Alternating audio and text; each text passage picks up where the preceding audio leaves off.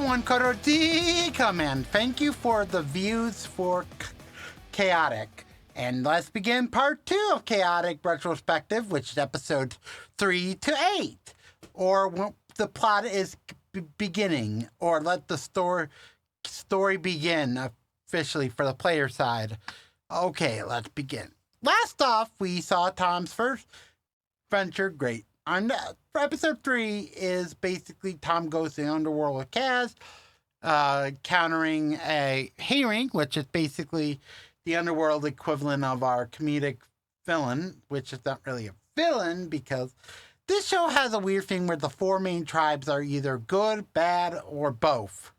And Underworld is mostly the most baddest of the tribes, but really it's the least. And Overworld's the goodest of the tribes, if that makes any sense. But anyhow, basically hearing that Tom is looking for a scan and it's for a pile driver, which is basically a fire card that Kaz does for his plot of the episode. Well, Tom has to battle Peyton, which becomes our 4th and final main character besides Tom, Kaz, Sarah, and Peyton are our 4 main characters, plus Clay, plus another character I will explain in a moment. Okay? Tom battles Peyton, and Peyton's deck is mostly using Mepedians, and yes, just to know in Chaotic, you have different tiers of gameplay. There's 1-on-1, 3-on-3, and 6-on-6.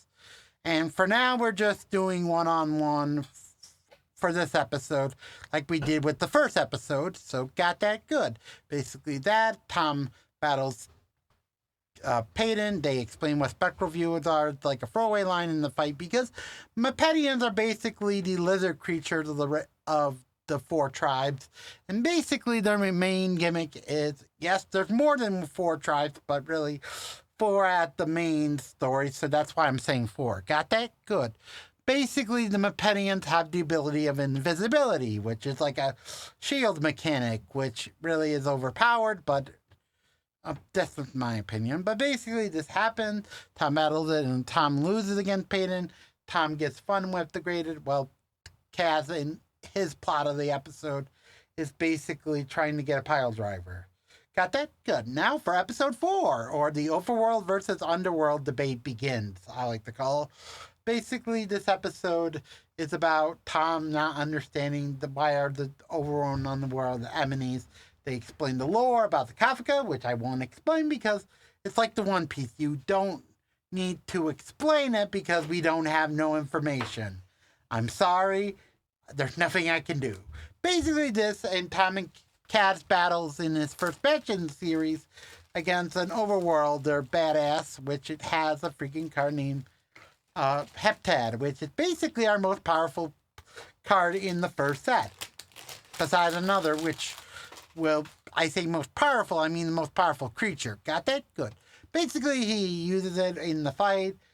It's a 3-on-3. Tom mostly spams with Takenam, which is weird because he likes Kaor, which shows up in the next episode officially, even if the first episode 3, introduces Kaor as a character, which is kind of weird, but anyhow, being the first hearing that, and also Melmar being the scientist character. But anyhow, that's episode 3. Episode 4, tribes, they battle. Tom realized lesson.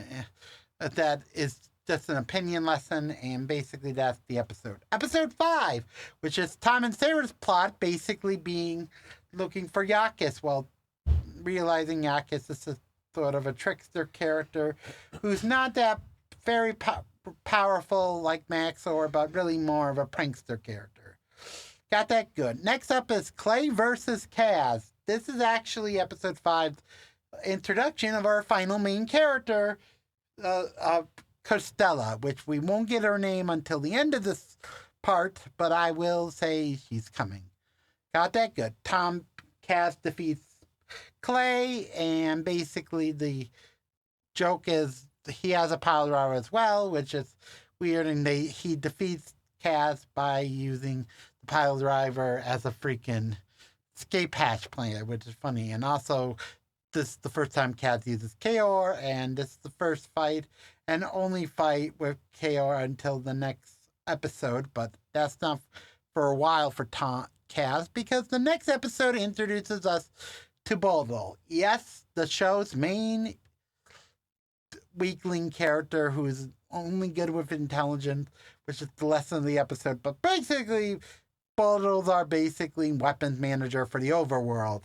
He battles, he sucks, Tom scans him in disappointment. Next, we get Tanya Tilborn, a very important character in the show, which I won't say now because it's not until season 2 where you see the big twist with him. But anyhow, he's basically the overworld equivalent of the main warrior badass, our Aragon, if you will, if you do Lord of the Rings logic. Basically that. He's kind of a furry, being a lion, obviously, and badass. I will explain whenever we get to his main debut of him, which is kind of weird because his debut is like a joke scene, a joke, but not an official scene with him, so let's not count that later when we get to that. But anyhow, this episode is basically the Crusher guy, played by the same actor who played Hustleberry in Yu-Gi-Oh! GX.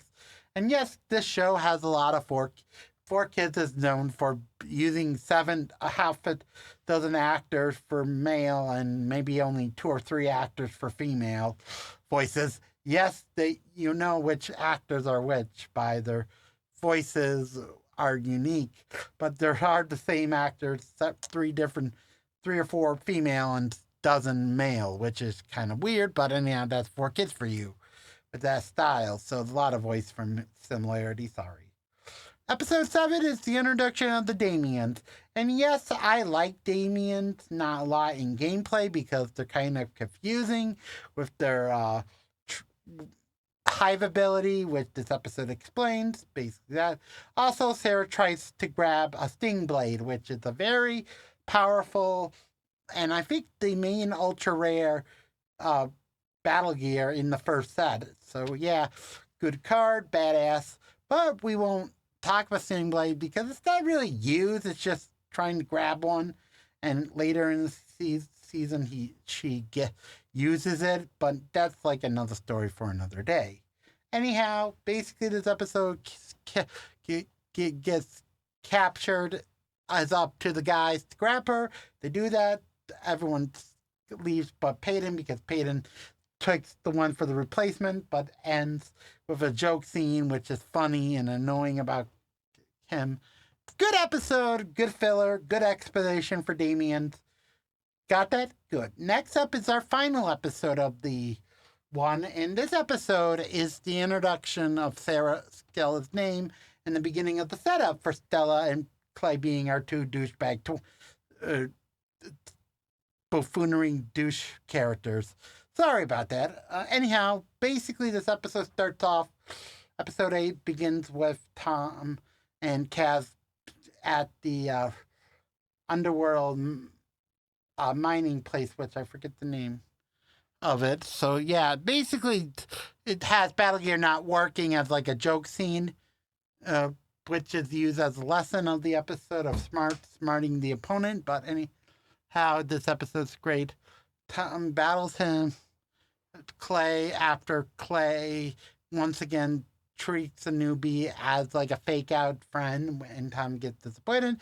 They do a good strategy by using water creatures for the fight, while Tom, as like the episode 6, where he starts with Maxor, loses Maxor, and the rest of the episode's about him fighting against the Fred while at the last minute, which is kind of a pattern you notice with this show, where for main fights it's like the same.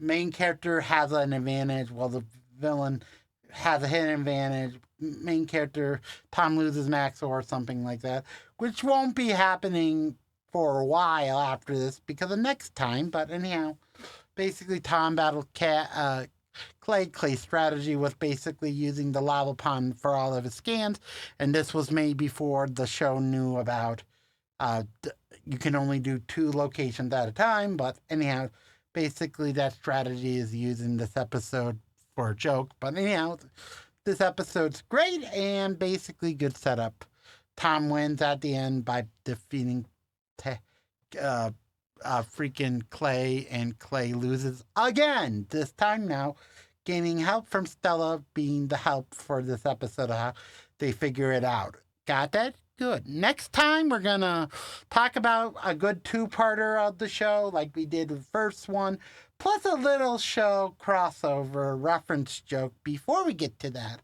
Hope you liked the video. Link down below. If you like the Chaotic Rift, but up to this point, and you like episode 1, leave a comment down below if you like it.